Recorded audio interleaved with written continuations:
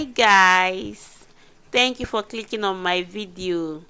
It's raining season and the weather has been so cold, and it's been raining pepper soups.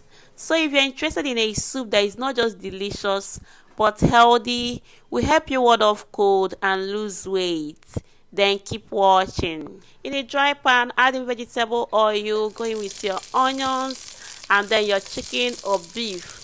The point is to have a protein in it that will make it more filling as a meal. Yeah, season your meat.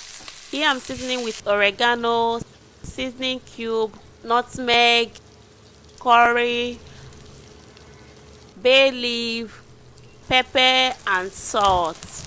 Allow that to cook well so that the ingredients will go into the meat very well.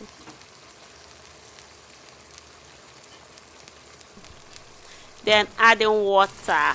Allow that to boil and then add in the vegetables.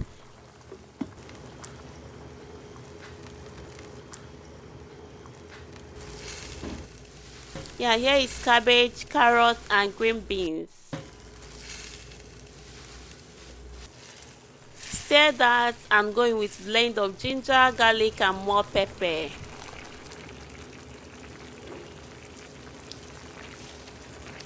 Stir again and cover to cook.